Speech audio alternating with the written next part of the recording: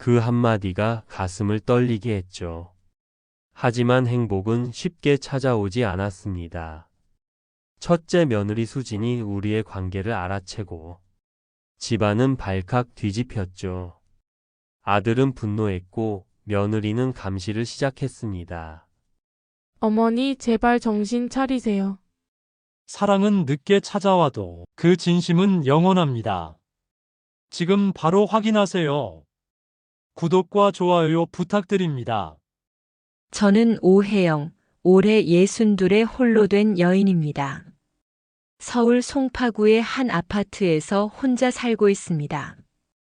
창밖으로 보이는 석촌호수가 계절마다 다른 모습을 보여주지만 요즘 저에게는 모두 같은 잿빛으로만 느껴졌습니다.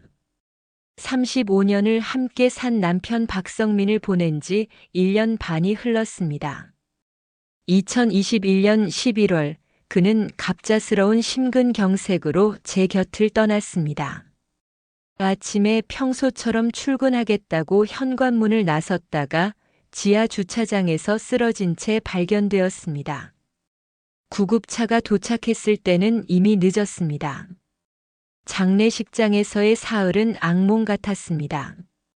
많은 사람이 찾아와 위로해 주었지만 정작 제 귀에는 아무 소리도 들리지 않았습니다. 그저 텅 빈 관 앞에 서서 이제 정말 혼자가 되었다는 사실만이 가슴을 짓눌렀습니다. 남편을 떠나보낸 후 저는 무너졌습니다. 아침에 눈을 뜨면 옆자리가 비어 있고 저녁에 집에 돌아오면 아무도 없는 고요한 공간. 평생 초등학교 교사로 일하며 바쁘게 살았던 제가 정년퇴직 후 맞이한 노년이 이렇게 외로울 줄은 몰랐습니다. 아들 지훈이와 딸 미경이는 각자의 가정이 있었습니다. 한 달에 한두 번 찾아와 엄마 괜찮으세요? 라고 물었지만 그들도 바빴습니다. 며느리 수지는 친절했지만 어딘가 거리감이 느껴졌고 사위 준호는 예의 바른 사람이었지만 남처럼 느껴졌습니다. 2023년 봄이 왔습니다. 벚꽃이 피고 세상이 다시 살아나는 것 같았지만 제 마음은 여전히 겨울이었습니다. 아침에 일어나도 할 일이 없었습니다. TV를 켜도 집중이 안 됐고 책을 읽어도 내용이 머릿속에 들어오지 않았습니다. 그러던 어느 날 대학 동문회에서 연락이 왔습니다. 혜영아, 우리 책 읽기 모임 만들었는데 같이 안 할래? 너 옛날에 책 되게 좋아했잖아. 대학 동기 은숙이의 전화였습니다. 처음에는 거절하려 했습니다. 사람들을 만나는 게 부담스러웠으니까요. 하지만 은숙이가 계속 권해서 결국 한번 가보기로 했습니다. 2023년 5월 12일 토요일, 첫 책 읽기 모임이 열리는 날이었습니다. 홍대 앞의 작은 북카페였습니다. 저는 일부러 일찍 도착했습니다. 사람들과 인사하는 게 어색할까봐 미리 준비하고 싶었거든요. 카페에 들어서니 이미 몇 명이 와 있었습니다. 은숙이가 반갑게 맞아주었습니다. 혜영아, 정말 오랜만이다. 얼마만이야? 정말 오래됐지. 한 10년은 된 것 같아. 우리는 자리에 앉아 그동안의 안부를 나눴습니다. 은숙이는 남편과 함께 여행을 다니며 즐겁게 지낸다고 했습니다. 다른 동문들도 하나둘 도착했습니다. 모두 60 전후의 나이였지만 저보다 훨씬 밝아 보였습니다. 그때였습니다. 문이 열리고 한 남자가 들어왔습니다. 첫인상이 인상적이었습니다. 키가 크고 회색 머리가 단정했으며 안경 너머로 보이는 눈빛이 온화했습니다. 무엇보다 그의 미소가 따뜻했습니다. 안녕하세요. 늦어서 죄송합니다. 저는 김도현이라고 합니다. 그가 자리에 앉자 은숙이가 소개했습니다. 도현 씨는 우리 대학 건축학과 동문이야. 나보다 몇 년 아래고. 54살입니다. 선배님들께 많이 배우고 싶습니다. 목소리도 좋았습니다. 차분하면서도 따뜻한 음색이었습니다. 모임이 시작되었습니다. 그날 읽은 책은 이승우의 식물들의 사생활이었습니다. 각자 읽은 소감을 나누는 시간이 되었을 때 저는 조심스럽게 입을 열었습니다. 저는 이 책에서 식물들이 서로 의지하며 살아가는 부분이 인상 깊었어요. 특히 나무들이 뿌리로 연결되어 영양분을 나누는 장면에서 우리 인간도 그래야 하는데 요즘은 모두 너무 고립되어 사는 것 같아서 말을 하다가 목이 메었습니다. 제 이야기를 하고 있는 것 같았거든요. 그때 도현 씨가 말했습니다. 오 선생님, 정말 아름다운 해석이십니다. 책을 읽는 그 방법이 정말 감동적입니다. 저는 그를 바라봤습니다. 그의 눈빛에는 진심이 담겨 있었습니다. 동정이나 예의가 아니라 진짜 공감이었습니다. 감사합니다. 저는 작게 웃었습니다. 남편이 떠난 후 처음으로 지은 진짜 미소였습니다. 모임이 끝나고 다 같이 커피를 마시며 이야기를 나눴습니다. 도현 씨는 건축가로 30년 가까이 일하다가 5년 전에 자신의 작은 사무실을 차렸다고 했습니다. 큰 회사에 있을 때는 바빴지만 의미를 못 느꼈어요. 지금은 소소하지만 제가 정말 짓고 싶은 건물을 설계하고 있습니다. 어떤 건물을 주로 설계하세요? 제가 물었습니다. 주로 작은 도서관이나 커뮤니티 센터 같은 공공 건물이요. 사람들이 모여서 함께 시간을 보낼 수 있는 공간을 만들고 싶어요. 그의 이야기를 들으며 저는 마음이 따뜻해지는 걸 느꼈습니다. 누군가의 이야기에 이렇게 귀 기울이게 된 게 얼마만인지 모르겠습니다. 헤어지면서 그가 말했습니다. 다음 모임에서도 뵙겠죠? 네, 그럼요. 저는 대답했습니다. 집으로 돌아오는 지하철 안에서 저는 창밖을 바라봤습니다. 어느새 초여름이었습니다. 실록이 우거지고 햇살이 따스했습니다. 오랜만에 세상이 조금 다르게 보였습니다. 다음 모임은 2주 후였습니다. 저는 그날을 기다렸습니다. 이상하게도 마음이 들떴습니다. 새 책을 읽으며 어떤 이야기를 나눌까 생각하면 가슴이 두근거렸습니다. 두 번째 모임 날, 저는 평소보다 신경 써서 옷을 골랐습니다. 연한 베이지색 블라우스에 네이비 바지를 입었습니다. 거울을 보니 오랜만에 생기가 도는 것 같았습니다. 카페에 도착하니 도현 씨가 이미 와 있었습니다. 그는 저를 보자 환하게 웃었습니다. 오 선생님, 오늘 참 밝아 보이십니다. 그런가요? 고맙습니다. 우리는 자연스럽게 옆자리에 앉았습니다. 모임이 시작되기 전 잠깐의 시간 동안 이런저런 이야기를 나눴습니다. 그는 제가 교사였다는 걸 알고 관심을 보였습니다. 선생님이셨군요. 몇 년이나 가르치셨어요? 35년요. 초등학교에서요. 와, 정말 대단하시네요. 아이들을 가르치는 게 쉬운 일이 아닌데. 힘들었지만 보람 있었어요. 제자들이 가끔 연락해서 잘 지낸다고 하면 그게 참 뿌듯하더라고요. 선생님의 제자들은 정말 행복했겠어요. 그렇게 따뜻하게 가르쳐 주셨을 것 같은데. 그의 말에 저는 또 웃었습니다. 누군가 제 이야기를 이렇게 진지하게 들어주는 게 얼마만인지 모르겠습니다. 그날 이후 우리는 자주 이야기를 나누게 되었습니다. 모임이 끝나고도 함께 저녁을 먹거나 산책을 했습니다. 처음에는 여러 사람이 함께였지만 점점 둘만 남는 일이 많아졌습니다.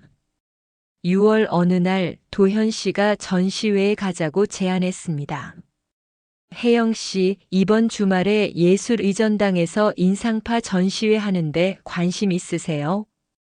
혜영 씨라고 부르셔도 돼요. 저는 말했습니다. 네, 좋아요. 가고 싶어요. 토요일 오후 우리는 예술의전당에서 만났습니다. 모네, 르누아르, 드가의 그림들을 함께 보며 걸었습니다. 도현 씨는 각 그림에 대해 건축가의 시선으로 이야기해 주었습니다. 이 그림 보세요. 빛과 그림자의 대비가 정말 아름답죠. 건축도 마찬가지예요. 빛을 어떻게 들이느냐에 따라 공간의 느낌이 완전히 달라져요. 저는 그의 이야기에 귀 기울였습니다. 세상을 바라보는 새로운 시각이 열리는 것 같았습니다. 전시회를 본 후 우리는 근처 카페에 앉았습니다. 따뜻한 커피를 마시며 이야기를 나누는 시간이 저는 너무 좋았습니다. 혜영 씨, 요즘 어떻게 지내세요? 혼자 사시니까 외롭지 않으세요? 갑작스러운 질문에 저는 잠시 망설였습니다. 하지만 그의 눈빛이 너무 진심이어서 솔직하게 대답했습니다. 외로워요. 정말 외로워요. 35년을 함께 산 사람이 갑자기 없어지니까 집이 너무 크게 느껴져요. 저도 알아요, 그 느낌. 도현 씨가 조용히 말했습니다. 저도 5년 전에 아내를 먼저 보냈거든요. 아, 그러셨군요. 암이었어요. 2년 투병 끝에 저는 그때 정말 무너졌어요. 일도 손에 안 잡히고 매일 술만 마셨죠. 그의 목소리가 떨렸습니다. 저는 그의 손을 살짝 잡았습니다. 힘드셨겠어요. 네. 하지만 시간이 지나면서 깨달았어요. 제가 계속 이렇게 살면 아내가 슬퍼할 거라는 걸. 그래서 다시 일어서기로 했죠. 우리는 한참을 말없이 앉아 있었습니다. 하지만 그 침묵이 불편하지 않았습니다. 서로의 아픔을 이해하는 침묵이었습니다. 그날 저녁 집으로 돌아온 저는 오랜만에 남편 사진 앞에 섰습니다. 여보, 나 괜찮은 사람 만난 것 같아. 화내지 마. 그냥 외로워서 그래. 너무 외로워. 눈물이 흘렀습니다. 하지만 예전처럼 슬픈 눈물만은 아니었습니다. 뭔가 새로운 감정이 섞여 있었습니다. 희망이었을까요? 아니면 두려움이었을까요? 아직 저도 잘 모르겠습니다. 다만 한 가지는 확실했습니다. 제 삶에 작은 변화가 시작되었다는 것. 도현 씨와의 만남은 계속되었습니다. 6월이 지나고 7월이 왔습니다. 우리는 일주일에 2~3번은 만났습니다. 전시회, 콘서트, 공원 산책, 때로는 그냥 카페에서 이야기만 나누기도 했습니다. 어느 날 도현 씨가 말했습니다. 혜영 씨, 다음 주에 남한산성 등산 가실래요? 날씨도 좋고 경치도 아름답다던데. 좋아요. 오랜만에 등산하는 것도 좋겠네요. 일요일 아침 우리는 남한산성 입구에서 만났습니다. 도현 씨는 준비성이 철저한 사람이었습니다. 물, 간식, 구급약까지 챙겨왔습니다. 혜영 씨, 천천히 가요. 서두르지 말고. 산을 오르며 우리는 이런저런 이야기를 나눴습니다. 어린 시절 이야기, 좋아하는 음악, 꿈꿨던 것들. 시간이 어떻게 가는지 몰랐습니다. 정상에 올라 경치를 바라보는데 도현 씨가 조심스럽게 말했습니다. 혜영 씨, 저 고백할 게 있어요. 제 심장이 빨리 뛰기 시작했습니다. 저는 혜영 씨를 좋아합니다. 처음 만났을 때부터 끌렸어요. 혜영 씨의 따뜻함, 깊이, 그리고 책을 읽는 모습이 너무 아름다웠어요. 저는 숨을 죽였습니다. 이런 고백을 들을 줄은 몰랐습니다. 저는 잘 모르겠어요. 솔직하게 말했습니다. 도현 씨와 함께 있으면 행복해요.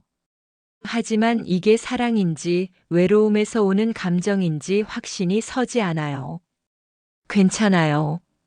천천히 생각하세요. 저는 기다릴 수 있어요. 그날 저녁 집으로 돌아온 저는 혼란스러웠습니다. 거울을 보니 볼이 붉게 달아올라 있었습니다. 62의 나이에 이런 감정을 느끼다니. 그런데 문제는 그 다음부터 시작되었습니다. 며느리 수진이 이상한 눈빛으로 저를 보기 시작했습니다. 어느 일요일 저녁 아들 지훈이 가족과 함께 찾아왔을 때였습니다. 어머니, 요즘 무슨 일로 그렇게 바쁘세요? 수진이 물었습니다. 응, 바쁘지 않은데. 아니, 전화해도 잘 안 받으시고 집에도 안 계실 때가 많으시잖아요. 아, 그냥 친구들이랑 모임이 좀 있어서. 무슨 모임이요? 수진의 목소리에 뭔가 의심이 섞여 있었습니다. 책 읽기 모임이야. 대학 동문들이랑. 아, 그러시구나. 수진은 그렇게 말했지만 표정이 석연치 않았습니다. 다음 날 수진에게서 전화가 왔습니다. 어머니, 혹시 통화 기록 좀 확인해 주실 수 있으세요? 지훈이가 어머니 요금제 변경하려고 하는데 사용 패턴을 봐야 한대요. 이상했지만 거절할 이유도 없어서 알려줬습니다. 그리고 얼마 후 깨달았습니다. 수진이 제 통화 기록을 확인하고 있다는 걸. 어느 날은 제 SNS 계정이 해킹당한 것처럼 느껴졌습니다. 비밀번호를 바꿔야 한다는 알림이 왔거든요. 나중에 안 사실이지만 수진이 제 SNS를 들여다본 것이었습니다. 그러던 어느 토요일 결정적인 사건이 터졌습니다. 도현 씨와 함께 북촌 한옥마을을 거닐고 있었습니다. 날씨가 정말 좋았습니다. 우리는 예쁜 카페 앞에서 사진을 찍었습니다. 도현 씨가 제 어깨에 손을 살짝 얹고 저는 환하게 웃었습니다. 혜영 씨 정말 예쁘게 나왔어요. 이거 간직하고 싶네요. 우리는 그 사진을 각자 휴대폰에 저장했습니다. 그게 화근이었습니다. 일요일 오후 갑자기 집 초인종이 요란하게 울렸습니다. 문을 열자 며느리 수진이 서 있었습니다. 얼굴이 창백했습니다.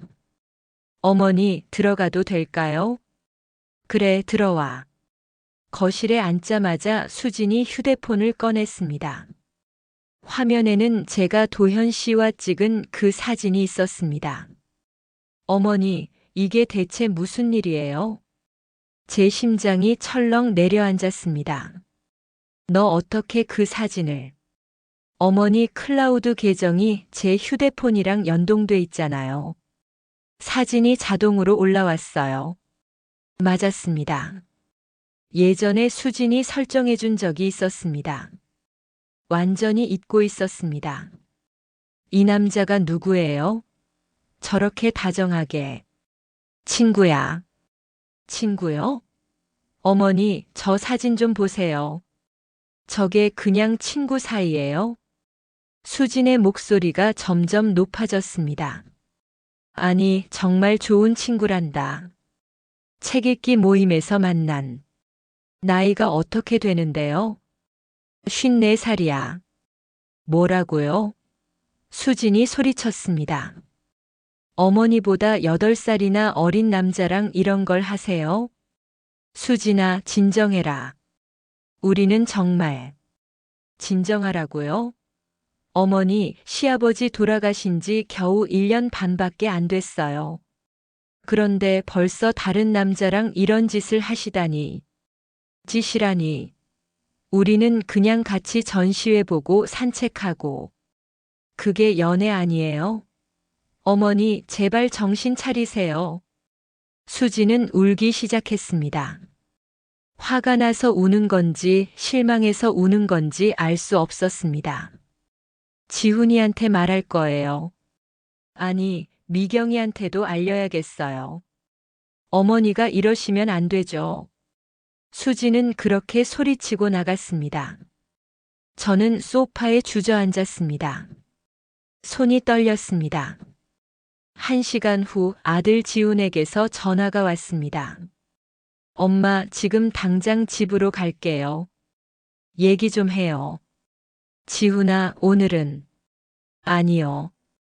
지금 가겠습니다. 전화가 끊겼습니다. 저는 가슴이 답답했습니다. 도현 씨에게 문자를 보냈습니다. 도현 씨, 우리 사진이 들통났어요. 가족들한테. 어떡하죠? 곧 답장이 왔습니다. 혜영 씨, 괜찮을 거예요. 제가 도와드릴게요. 필요하면 제가 직접 설명할게요. 하지만 괜찮지 않았습니다. 저녁 7시 지훈이가 왔습니다. 수진도 함께였습니다. 지훈의 얼굴은 딱딱하게 굳어 있었습니다. 엄마, 수진이한테 들었어요. 그 사진. 지훈아, 들어봐. 우리는. 누구예요, 그 남자? 김도현이라는 분이야. 건축가고 대학 동문이고. 나이가 어떻게 되는데요? 54살. 지훈이 한숨을 크게 쉬었습니다. 엄마, 우리 집안 체면이 뭐라고 생각하세요? 체면? 네, 체면이요. 아버지 돌아가신 지 1년 반도 안 됐는데 벌써 다른 남자를 만나시다니. 친척들이 알면 뭐라고 하겠어요? 동네 사람들은요? 지훈아, 나는. 엄마는 어떻게 생각하세요? 아버지가 얼마나 엄마를 사랑했는데.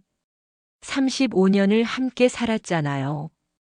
그런데 돌아가시고 고작 1년 반 만에 이러시면 아버지가 얼마나 허망하겠어요. 지훈의 목소리가 떨렸습니다. 화가 난 건지 슬픈 건지 알 수 없었습니다. 저는 눈물을 삼키며 말했습니다. 지훈아, 엄마가 얼마나 외로운지 아니? 외로우시면 저희한테 오시면 되죠. 미경이도 있고 손주들도 있잖아요. 그건 다른 문제야. 뭐가 달라요? 엄마, 솔직히 말씀드릴게요. 그 남자 8살이나 어리잖아요. 혹시 엄마 재산 노리는 거 아니에요? 지훈아. 아니에요. 엄마 아버지 퇴직금에 아파트까지 합치면 엄마 재산이 10억은 넘잖아요. 요즘 이런 거 노리는 사람들 많아요. 김도현 씨는 그런 사람 아니야. 어떻게 아세요? 겨우 몇 달 만났는데. 수진이 끼어들었습니다. 어머니, 저희가 걱정돼서 그래요. 요즘 재혼 사기 같은 거 뉴스에 많이 나오잖아요. 어머니가 당하실까봐. 나는 바보가 아니야. 사람 보는 눈은 있어. 지훈이 한 걸음 다가왔습니다. 엄마, 제발 부탁이에요. 그 남자 만나지 마세요. 우리 가족 생각해서라도. 나는 그럴 수 없어. 왜요? 왜냐면 저는 숨을 깊이 들이쉬었습니다. 나는 그 사람이 좋아. 처음으로 다시 살아있다는 느낌을 받았어. 아버지 떠나고 나서 매일 죽은 것처럼 살았는데 도현 씨 만나고 나서 다시 웃을 수 있게 됐어. 엄마 지훈의 목소리가 낮아졌습니다. 나도 알아. 아버지한테 미안해. 하지만 아버지라면 나보다 행복해지길 바라지 않았을까? 그건 아버지 모욕이에요. 모욕이 아니야. 이건 나의 삶이야. 남은 인생을 어떻게 살지는 내가 결정할 거야. 지훈이 고개를 저었습니다. 엄마가 그렇게 나오시면 저희도 어쩔 수 없어요. 무슨 소리야? 엄마가 계속 그 남자를 만나시면 저희는 더 이상 찾아뵐 수 없어요. 미경이한테도 말할 거예요. 지훈아, 너 지금. 죄송합니다. 하지만 저희도 체면이 있어요. 동네에서 친척들 사이에서 뭐라고 하겠어요. 오혜영 저 사람 남편 죽고 1년도 안 돼서 한참 어린 남자랑 붙어 다닌대라고 할 거 아니에요. 지훈과 수지는 그렇게 나갔습니다. 문이 닫히는 소리가 너무 컸습니다. 저는 한참을 그 자리에 서 있었습니다. 그리고 천천히 소파에 앉았습니다. 눈물이 흘렀습니다. 휴대폰이 울렸습니다. 도현 씨였습니다. 혜영 씨 괜찮으세요? 도현 씨 목소리가 떨렸습니다. 제가 지금 갈까요? 아니요. 괜찮아요. 그냥 혼자 있고 싶어요. 알겠습니다. 하지만 언제든 연락하세요. 저는 혜영 씨 편이에요. 전화를 끊고 저는 남편 사진을 바라봤습니다. 여보, 내가 잘못한 걸까? 너무 빨리 마음을 연 걸까? 대답은 없었습니다. 그저 사진 속 남편이 미소 짓고 있을 뿐이었습니다. 그날 밤 딸 미경에게서도 전화가 왔습니다. 엄마, 오빠한테 들었어요. 정말이에요? 미경아.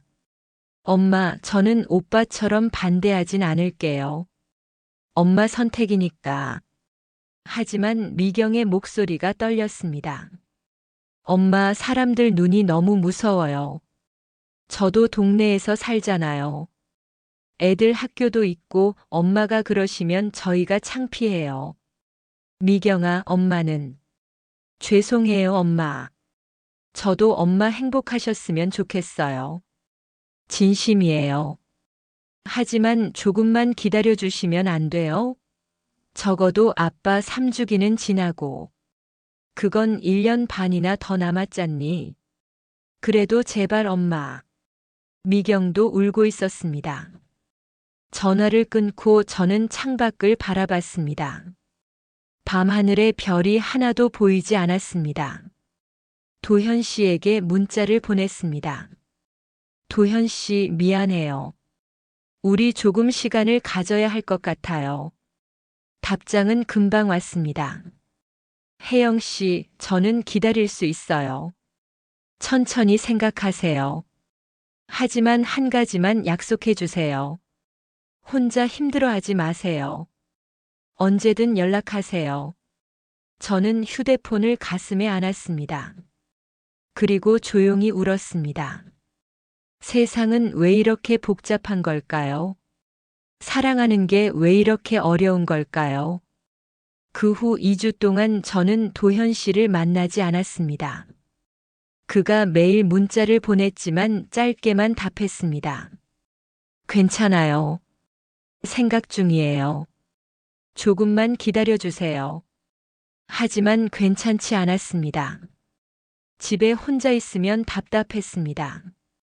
TV를 켜도 집중이 안 됐고 책을 읽어도 한 줄도 머릿속에 들어오지 않았습니다. 아들은 정말로 찾아오지 않았습니다. 전화도 뜸했습니다. 딸 미경이는 가끔 전화했지만 어색했습니다. 엄마, 식사는 하세요? 응, 먹는다. 건강은요? 괜찮아. 더 이상 할 말이 없었습니다. 예전처럼 편하게 이야기할 수 없었습니다. 8월 초 대학 동문 은숙이가 전화했습니다. 혜영아, 너 요즘 왜 모임에 안 나와? 다들 걱정하더라. 미안해. 그냥 좀 복잡해서. 도현 씨 때문이지? 저는 깜짝 놀랐습니다. 어떻게 알았어? 도현 씨가 말하더라. 너희 집안에서 반대한다고. 혜영아, 너 괜찮아? 잘 모르겠어. 정말 잘 모르겠어. 커피 한 잔 하자. 내일 시간 있어? 다음 날 저는 은숙이를 만났습니다. 홍대 앞 그 익숙한 카페였습니다. 도현 씨와 처음 만났던 곳. 혜영아, 너 많이 수척해졌다. 은숙이가 걱정스러운 표정으로 말했습니다. 그래? 응. 2주 사이에 얼굴이 확 바뀌었어. 커피를 마시며 저는 은숙이에게 모든 걸 털어놨습니다. 가족들의 반대, 아들의 협박, 딸의 눈물. 그리고 제 혼란스러운 마음까지. 은숙이는 조용히 듣고 있다가 말했습니다. 혜영아, 내가 하나만 물어볼게. 너 지금 행복해? 뭐? 도현 씨 안 만나고 집에만 있는 지금 너 행복해? 저는 대답하지 못했습니다. 안 행복하지? 매일 후회하고 그리워하고 외롭지? 그래, 목소리가 떨렸습니다. 그럼 답은 나왔잖아. 혜영아, 우리 나이가 몇인데? 60이 넘었어. 남은 인생이 얼마나 될지 아무도 몰라. 그런데 남의 시선 때문에 행복을 포기할 거야? 하지만 애들은 자기 인생 살고 있잖아. 지훈이는 지훈이대로, 미경이는 미경이대로. 근데 너는 엄마 역할만 하다가 인생 끝날 거야? 은숙이의 말이 가슴에 꽂혔습니다. 혜영아, 내가 너한테 솔직히 말할게. 나도 남편이랑 사이가 좋은 편은 아니야. 겉으로는 여행도 다니고 그러지만 사실 집에서는 거의 대화도 안 해. 그냥 익숙해서 사는 거지. 은수가. 근데 너는 달라. 너는 진짜 좋아하는 사람이 생긴 거잖아. 그것도 너를 진심으로 아껴주는 사람. 그런 기회가 흔한 줄 아니? 저는 눈물이 났습니다. 울지 마. 대신 결정해. 내가 뭘 원하는지. 집으로 돌아오는 길 저는 많은 생각을 했습니다. 은숙이 말이 맞았습니다. 저는 불행했습니다. 도현 씨를 만나지 못하는 지난 2주가 너무 길고 힘들었습니다. 그날 밤 저는 도현 씨에게 전화를 걸었습니다. 혜영 씨, 그의 목소리가 밝아졌습니다. 도현 씨, 내일 만날 수 있어요? 물론이죠. 어디서 만날까요? 석촌호수로 와요. 우리 집 근처예요. 다음 날 오후 우리는 석촌호수를 걸었습니다. 8월의 더위였지만 호수 주변은 시원했습니다. 혜영 씨 많이 힘드셨죠? 네. 하지만 이제 결정했어요. 무슨 결정을요? 저는 멈춰 서서 그를 바라봤습니다. 저는 도현 씨와 계속 만나고 싶어요. 가족들이 반대해도 사람들이 뭐라고 해도. 도현 씨의 눈이 반짝였습니다. 정말요? 네. 저는 도현 씨가 좋아요. 함께 있으면 행복해요. 그 감정을 부정하고 싶지 않아요. 도현 씨가 제 손을 잡았습니다. 혜영 씨 감사합니다. 저도 혜영 씨를 정말 좋아합니다. 우리는 한참을 손을 잡고 호수를 걸었습니다. 지나가는 사람들이 쳐다봤지만 신경 쓰지 않았습니다. 도현 씨, 하지만 쉽지 않을 거예요. 우리 가족들이 완강하게 반대할 테니까. 알아요. 하지만 함께라면 이겨낼 수 있어요. 그날 저녁 저는 아들에게 전화를 걸었습니다. 지훈아, 엄마다. 침묵이 흘렀습니다. 엄마가 할 말이 있어서 전화했어. 잘 들어줘. 엄마 혹시. 응.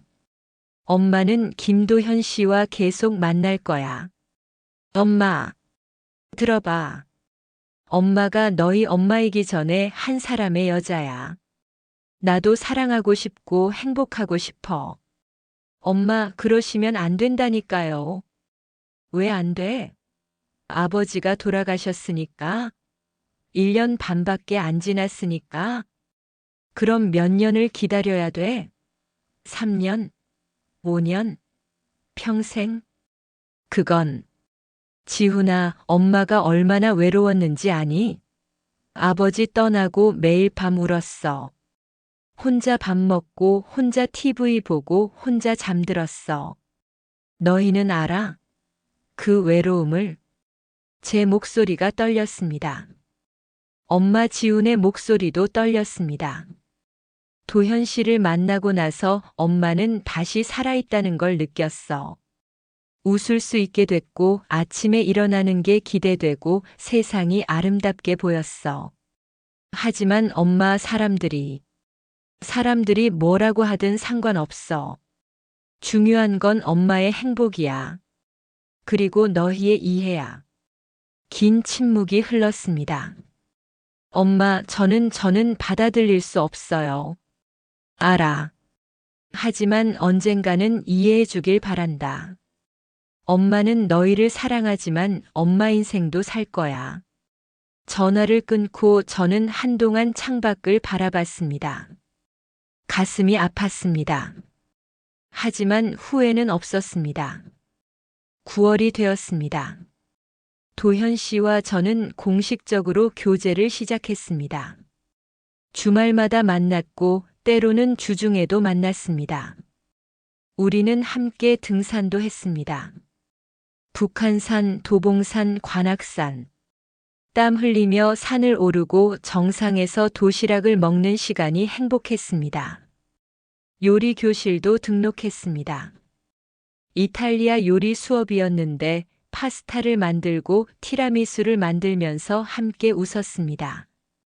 자원봉사도 시작했습니다. 근처 노인복지관에서 일주일에 한 번 봉사했습니다.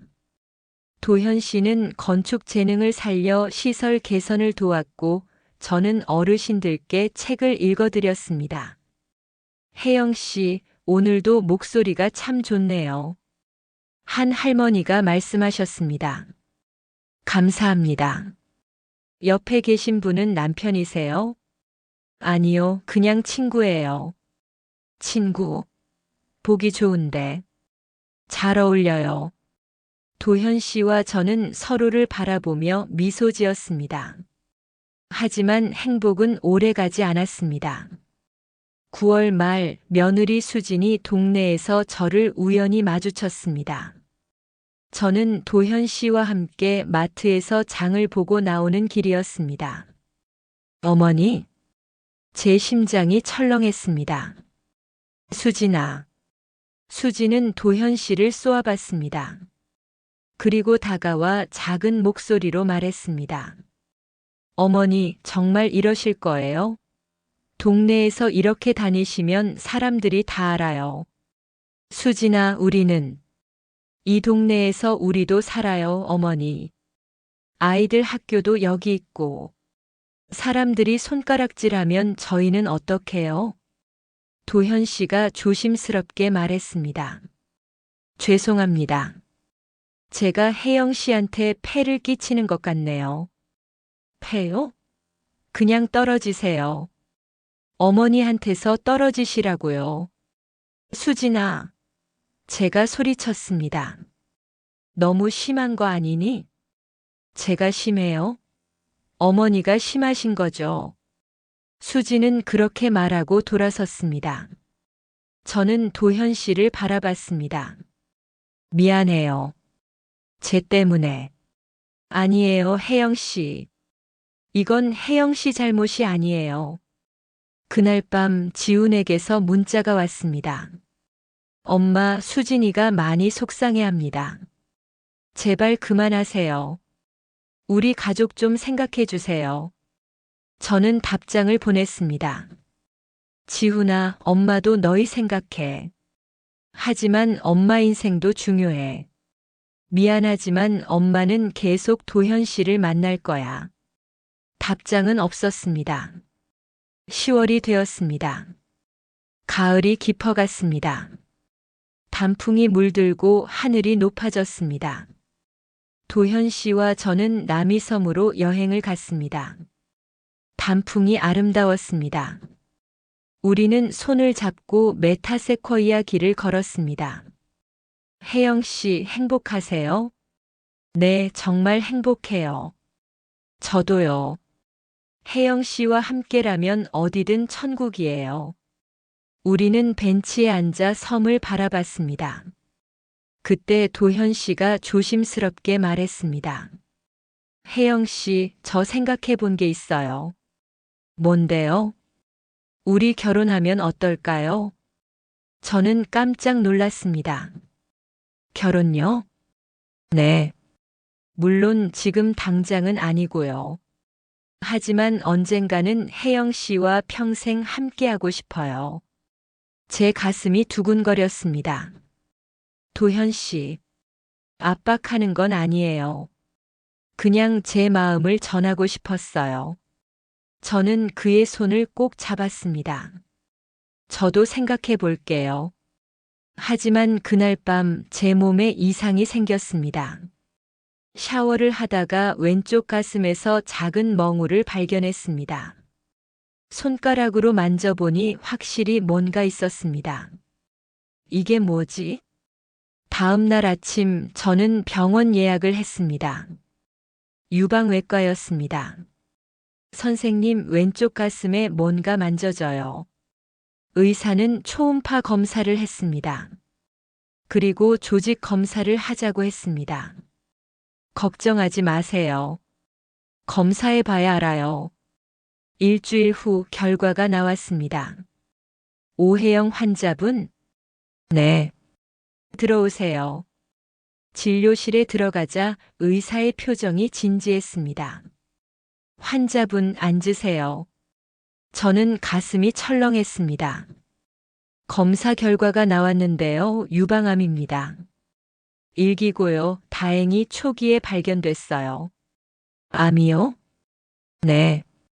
하지만 너무 걱정하지 마세요. 초기니까 치료 잘 받으시면 완치율이 95% 이상이에요. 저는 멍했습니다. 암. 저에게 암이 생겼다고. 병원을 나와 벤치에 앉았습니다. 하늘을 올려다봤습니다. 가을 하늘이 너무 파랬습니다. 왜 지금이야? 왜 행복해지려는 순간에 휴대폰을 꺼냈습니다. 도현 씨에게 전화해야 할까? 아니면 아들에게? 한참을 고민하다가 도현 씨에게 전화를 걸었습니다. 혜영 씨, 무슨 일이에요? 목소리가 이상한데. 도현 씨 만날 수 있어요? 지금 당장. 물론이죠. 어디 계세요? 30분 후 도현 씨가 왔습니다. 제 얼굴을 보자마자 그는 알았습니다. 혜영 씨, 무슨 일이에요? 저는 눈물을 참으며 말했습니다. 저암이래요. 유방암. 도현 씨의 얼굴이 굳어졌습니다. 하지만 곧 제 손을 꼭 잡았습니다. 초기예요? 네, 일기래요. 다행이에요. 초기면 충분히 나을 수 있어요. 하지만 혜영 씨, 우리 함께 이겨내요. 절대 혼자서 힘들어하지 마세요. 그의 눈빛이 너무 진지했습니다. 정말 괜찮아요? 저 이제 환자예요. 치료받아야 하고 머리카락도 빠질 거고. 상관없어요. 저는 혜영 씨가 좋아요. 건강할 때도 아플 때도. 언제나. 저는 그의 품에 안겨 울었습니다.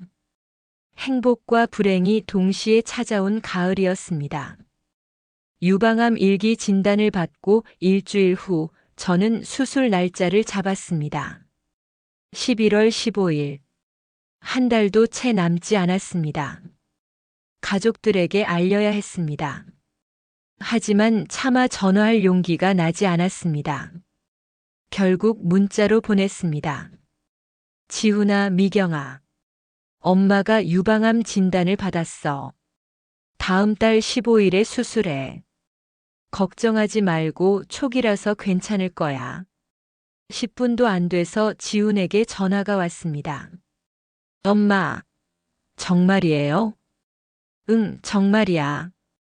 언제부터 아셨어요? 왜 진작 말씀 안 하셨어요? 일주일 전에 알았어. 너희 걱정시키기 싫어서. 엄마 지훈의 목소리가 떨렸습니다. 지금 어디 계세요? 제가 지금 갈게요. 괜찮아. 집에 있어. 1시간 후 지훈과 수진이 왔습니다. 미경이도 곧 도착했습니다. 거실에 모두 모였습니다. 엄마 정확히 어떤 상태예요? 미경이 물었습니다. 일기야. 의사 선생님이 초기라서 치료 잘 받으면 완치 가능하다고 하셨어. 수술은요? 부분 절제술이야. 전체를 드러낼 필요는 없대. 그리고 항암 치료 받아야 하고. 수진이 조심스럽게 물었습니다. 어머님, 혹시 스트레스 때문에 생긴 거 아니에요? 순간 거실이 조용해졌습니다. 수진아, 무슨 소리야? 지훈이 말했습니다. 아니, 그게 요즘 어머님이 그 남자 때문에 스트레스 많이 받으셨잖아요. 저희랑 싸우시기도 하고. 그만해. 미경이 소리쳤습니다. 언니, 지금 그게 중요해요? 엄마가 암이라는데. 저는 조용히 말했습니다. 괜찮아, 미경아. 수진이 말이 틀린 건 아니야. 스트레스도 원인일 수 있지. 엄마. 하지만 이미 생긴 거야. 이제 치료받고 나아야지. 지훈이 물었습니다. 엄마 혼자 병원 다니실 건가요? 저희가 도와드릴게요. 고맙다. 하지만 그때 초인종이 울렸습니다. 저는 일어나 문을 열었습니다.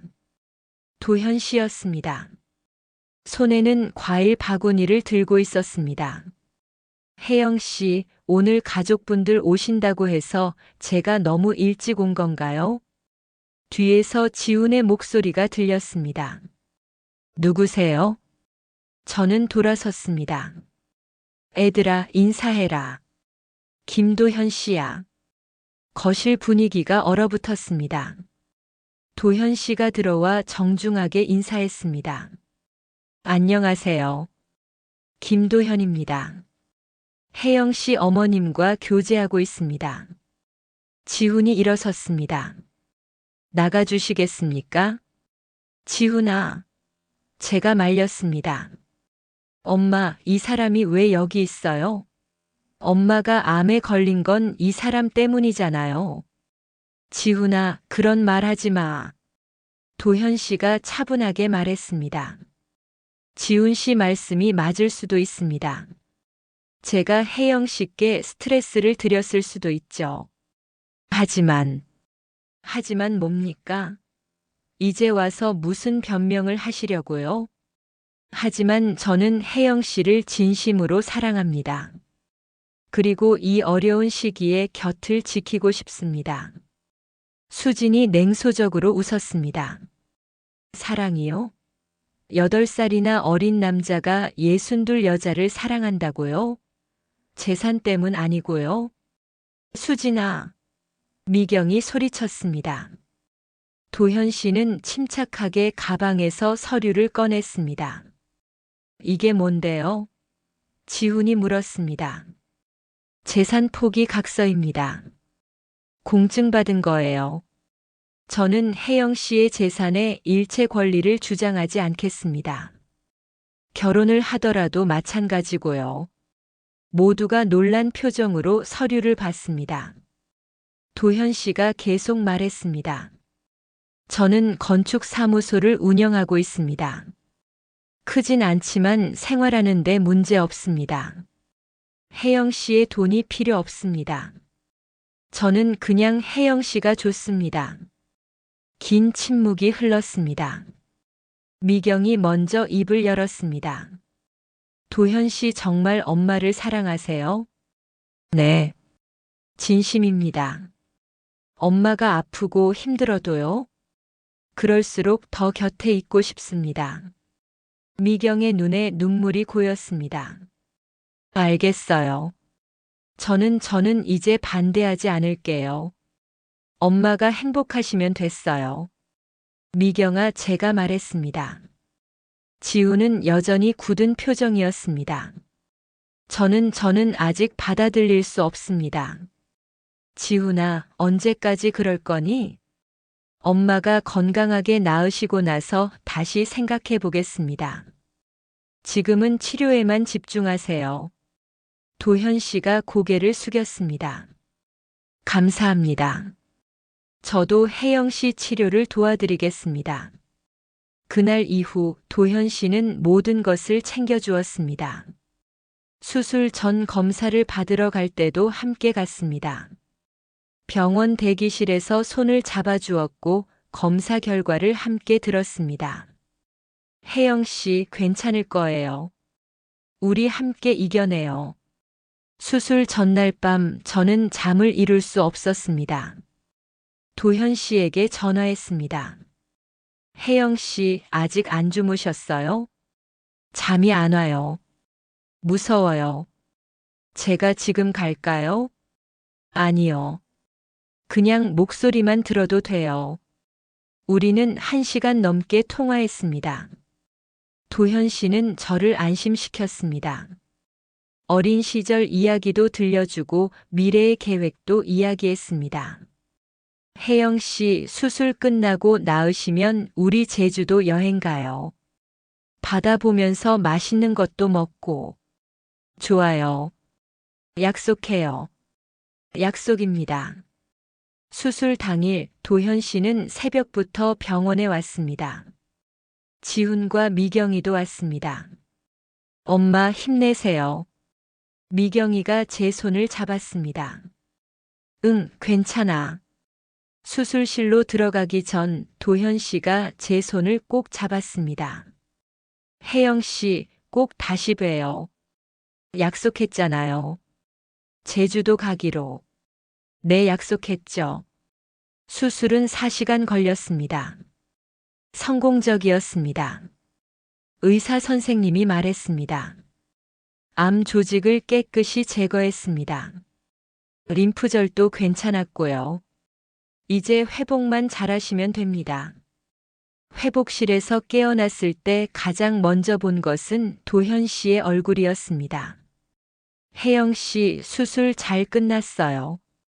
정말 다행이에요. 그의 눈에 눈물이 글썽였습니다.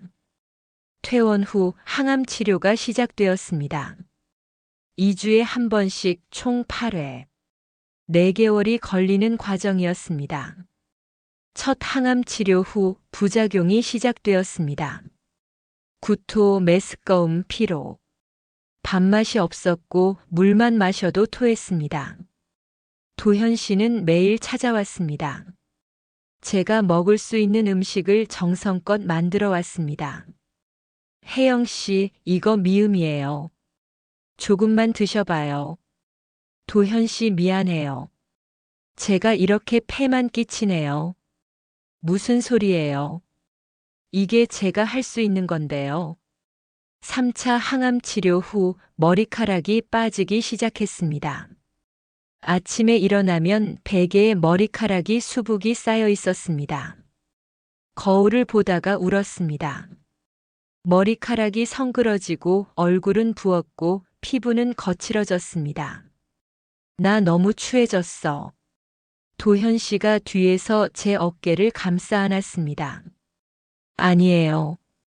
혜영 씨는 여전히 아름다워요. 거짓말. 정말이에요. 제 눈에는 혜영 씨가 세상에서 가장 아름다운 사람이에요.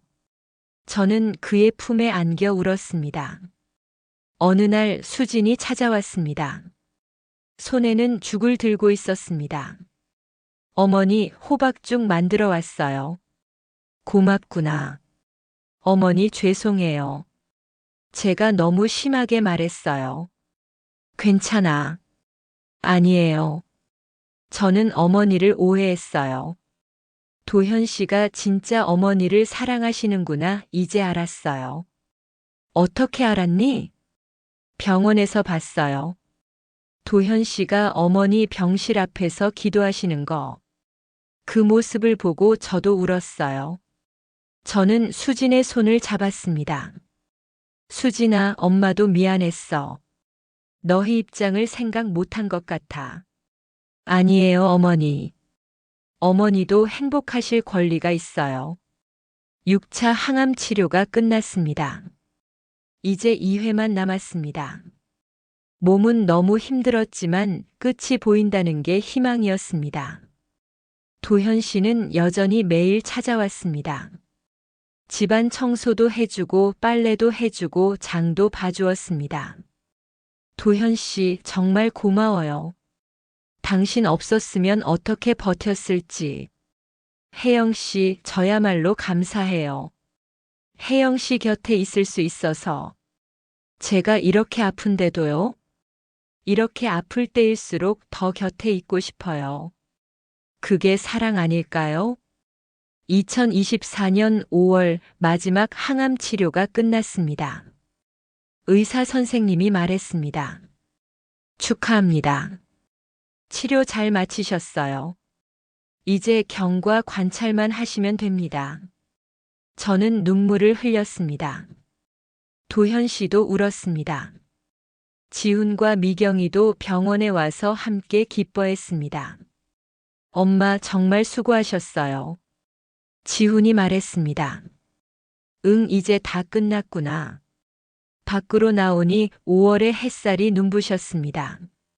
실록이 우거지고 꽃이 피어 있었습니다. 도현 씨가 제 손을 잡았습니다. 혜영 씨 약속 기억하죠? 제주도. 물론이죠. 이제 갈 수 있어요. 우리는 웃었습니다. 그날 저녁 집으로 돌아와 거울을 봤습니다. 머리카락이 조금씩 다시 자라고 있었습니다. 짧지만 보송보송한 새 머리카락. 다시 시작이구나. 저는 웃으며 도현 씨에게 문자를 보냈습니다. 도현 씨 고마워요. 당신이 있어서 제가 이겨낼 수 있었어요. 사랑해요. 곧 답장이 왔습니다. 저도 사랑해요, 혜영 씨. 이제 우리 함께 행복합시다. 창밖을 보니 별이 반짝이고 있었습니다. 긴 겨울이 끝나고 드디어 봄이 왔습니다. 아니, 봄이 아니라 가을이었습니다. 인생의 가을에 피어난 두 번째 봄. 그것이 우리의 사랑이었습니다. 2024년 6월 완전히 회복된 저는 도현 씨와 약속했던 제주도 여행을 떠났습니다. 머리카락은 짧았지만 새로 자라나고 있었고 몸도 많이 좋아졌습니다. 혜영 씨 드디어 왔네요. 여기. 도현 씨가 바다를 바라보며 말했습니다. 우리는 성산 일출봉 아래 카페에 앉아 있었습니다. 푸른 바다가 눈앞에 펼쳐졌습니다.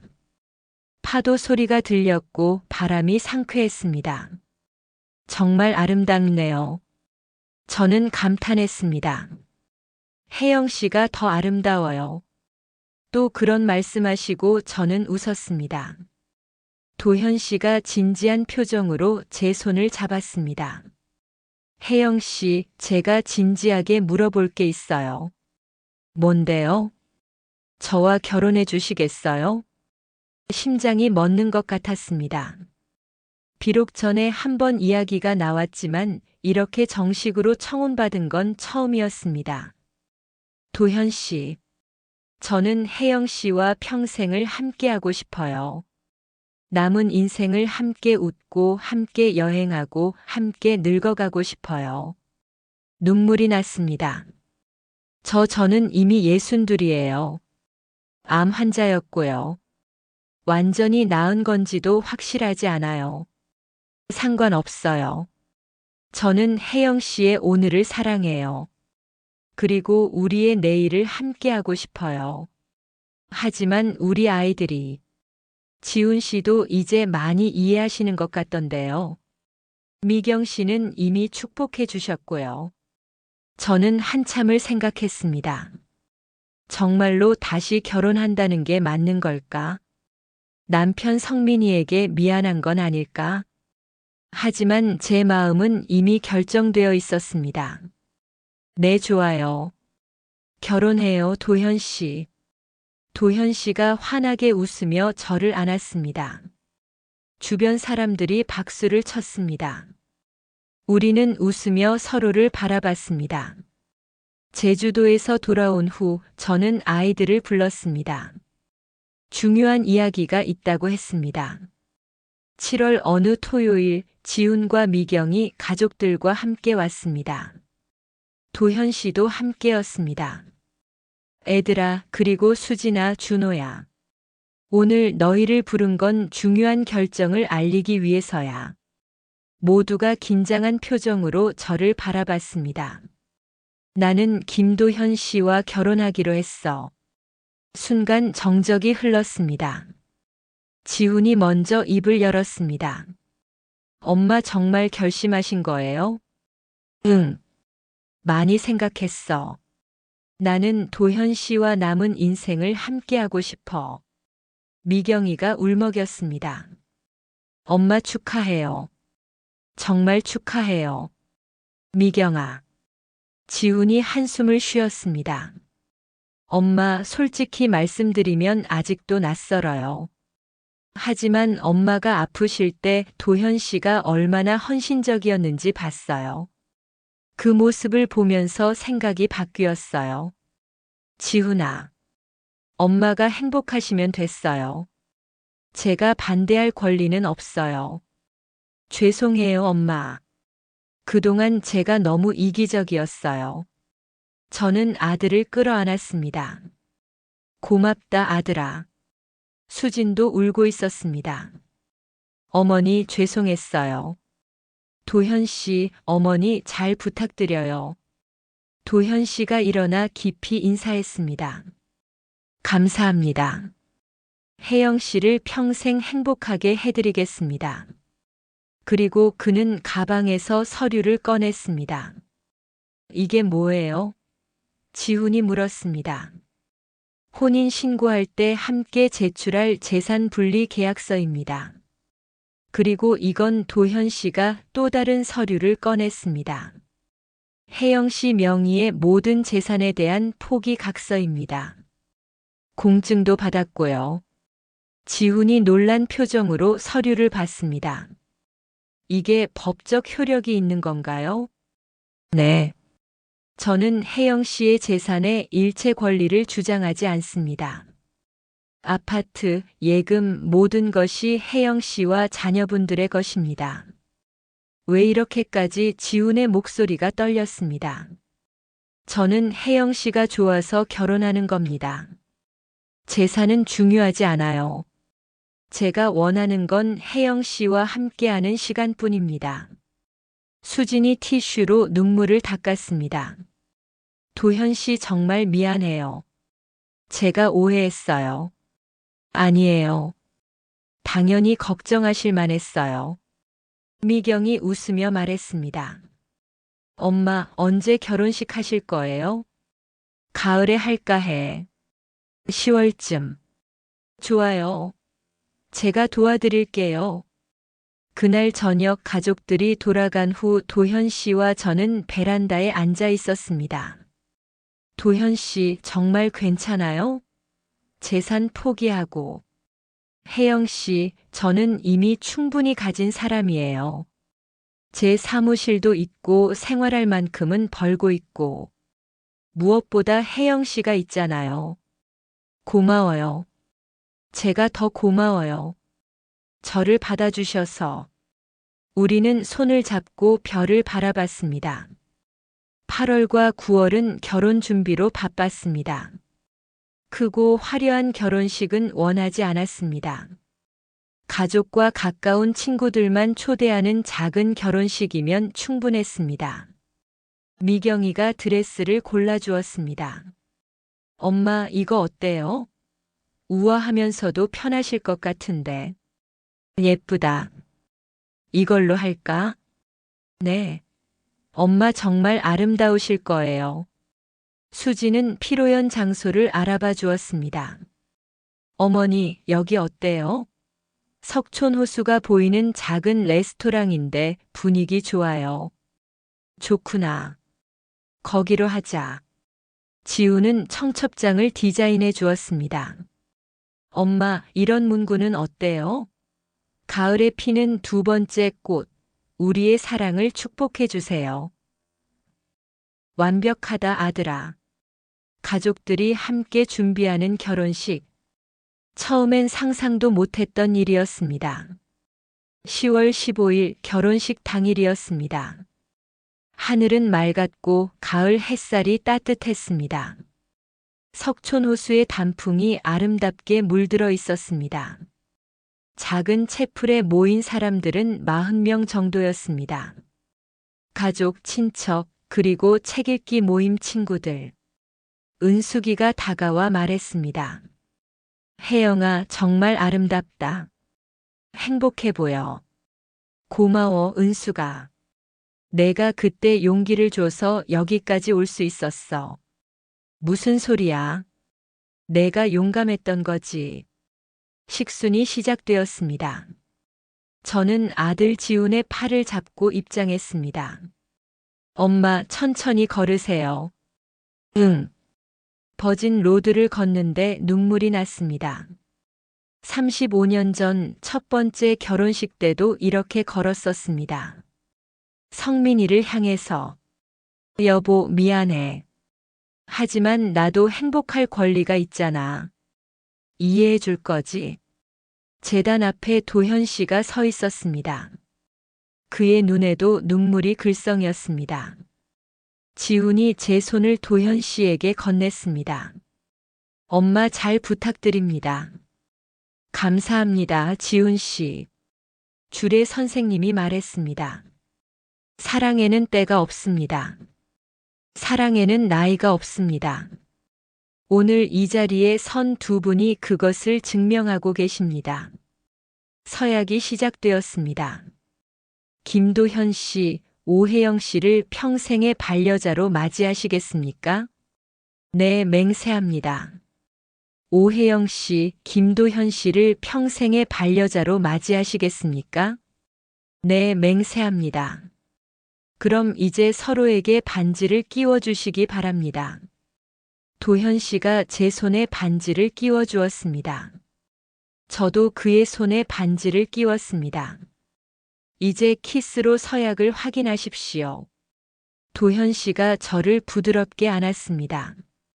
그리고 입술에 가볍게 키스했습니다. 하객들이 박수를 쳤습니다. 피로 연장으로 이동했습니다. 석촌 호수가 보이는 아름다운 레스토랑이었습니다.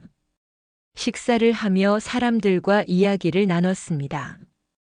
모두가 축하해 주었습니다. 제자들도 몇 명 왔습니다. 선생님 축하드려요. 선생님 행복하신 모습 보니까 저희도 기뻐요. 고맙구나. 잘 지내고 있니? 네. 선생님 덕분에 잘 살고 있어요. 미경이가 마이크를 잡았습니다. 여러분, 잠깐 주목해 주세요. 제가 엄마께 편지를 준비했어요. 미경아, 저는 놀랐습니다. 미경이가 펼친 편지를 읽기 시작했습니다. 엄마, 저는 솔직히 처음에는 이해할 수 없었어요. 아빠 돌아가시고 1년 반 만에 다른 분을 만나신다는 게. 하지만 엄마가 아프실 때 깨달았어요. 엄마도 사랑받을 권리가 있다는 걸. 엄마도 행복할 권리가 있다는 걸. 미경의 목소리가 떨렸습니다. 엄마, 평생 우리를 위해 희생하셨잖아요. 이제는 엄마를 위해 사세요. 도현 아저씨와 행복하세요. 사랑해요, 엄마. 저는 울었습니다. 하객들도 울고 있었습니다. 지훈도 일어났습니다. 저도 한마디 하겠습니다. 엄마, 죄송했어요. 제가 엄마 마음을 이해하지 못했어요. 하지만 이제 알아요. 엄마의 선택이 용감했다는 걸. 도현 씨, 엄마 잘 부탁드립니다. 그리고 저희 가족이 되어주셔서 감사합니다. 도현 씨가 일어나 지훈에게 다가가 악수를 청했습니다. 두 사람은 꽉 안았습니다. 해가 지고 저녁이 되었습니다. 우리는 석촌호수를 걸었습니다. 도현 씨와 저 그리고 가족들 모두 함께. 엄마 행복하세요? 미경이 물었습니다. 응. 정말 행복해. 다행이다. 엄마가 웃으시니까 저도 기뻐요. 손주들이 뛰어왔습니다. 할머니, 할아버지. 그래, 우리 손주들. 할아버지, 이제 우리 진짜 할아버지 맞죠? 도현 씨가 무릎을 꿇고 아이들과 눈높이를 맞췄습니다. 그럼 이제 우리 가족이야. 저는 이 모든 장면을 바라봤습니다. 도현 씨, 지훈, 미경, 수진, 준호 손주들. 모두가 함께 웃고 있었습니다. 그날 밤 신혼 첫날을 보내기 위해 호텔에 갔습니다. 방에 들어서자 도현 씨가 말했습니다. 혜영 씨, 아니 이제 제 아내죠. 오늘 정말 아름다우셨어요. 당신도요, 남편. 남편이라는 단어가 낯설면서도 좋았습니다. 혜영 씨, 우리 이제 진짜 시작이에요. 네, 시작이죠. 함께 늙어가요. 함께 웃고, 함께 여행하고, 함께 행복해요. 약속해요. 우리는 창밖을 바라봤습니다. 서울의 야경이 아름다웠습니다. 도현 씨, 고마워요. 제 인생에 다시 봄을 가져다 줘서. 아니에요, 가을이죠. 우리의 가을. 가을에 핀 꽃. 네, 가을에 핀 두 번째 꽃. 그게 우리예요. 저는 그의 손을 꼭 잡았습니다. 62세와 54세의 늦은 사랑. 하지만 그 누구보다 진실하고 뜨거운 사랑이었습니다. 마이너스 마이너스 마이너스 마이너스 마이너스. 에필로그. 2025년 봄, 우리는 프랑스 여행을 다녀왔습니다. 파리의 센 강변을 걷고 에펠탑 아래서 키스하고 루브르 박물관에서 예술을 감상했습니다. 혜영 씨, 다음에는 어디로 갈까요? 이탈리아는 어때요? 피렌체, 로마. 좋아요. 그럼 가을에 가요. 우리는 계절마다 여행을 다녔습니다. 봄에는 일본, 여름에는 북유럽, 가을에는 이탈리아, 겨울에는 동남아시아. 아이들도 자주 찾아왔습니다. 이제는 도현 씨를 진짜 가족처럼 대했습니다. 아빠, 이번 주말에 우리 집에서 식사하실래요? 지훈이 도현 씨를 아빠라고 부르기 시작한 건 결혼 1년 후였습니다. 그래, 좋지. 뭐 해줄까? 아빠가 만들어주시는 파스타요. 손주들도 도현 씨를 정말 할아버지처럼 따랐습니다. 정기 검진도 계속 받았습니다. 다행히 암은 재발하지 않았습니다. 완전히 나으신 것 같습니다. 앞으로도 잘 관리하세요. 의사 선생님의 말에 도현 씨와 저는 손을 맞잡고 기뻐했습니다. 어느 가을날 우리는 다시 남이섬을 찾았습니다. 처음 도현 씨가 청혼했던 그곳. 혜영 씨 기억나세요? 여기서 제가 청혼했죠. 물론이죠. 어떻게 잊을 수 있어요. 그때 혜영 씨가 승낙해 주셔서 정말 감사해요. 저야말로 감사하죠. 우리는 메타세쿼이아 길을 걸었습니다. 나뭇잎이 노랗고 빨갛게 물들어 있었습니다. 혜영 씨 행복해요? 네, 정말 행복해요. 당신은요? 저도 이 세상에서 가장 행복한 사람이에요. 우리는 벤치에 앉아 서로를 바라봤습니다. 도현 씨, 우리 앞으로도 계속 이렇게 살아요. 그럼요. 영원히. 석양이 지고 있었습니다. 하늘이 주황빛으로 물들었습니다. 사랑은 때로 늦게 찾아옵니다. 하지만 그 진실함은 영원히 빛납니다. 우리는 이제 그 사실을 잘 알기에 남은 인생을 더없이 소중하게 여기며 살아가고 있습니다. 가을에 핀 두 번째 꽃. 우리의 사랑 이야기는 이제 막 시작되었습니다. 마이너스 끝 마이너스. 구독과 좋아요 부탁드립니다.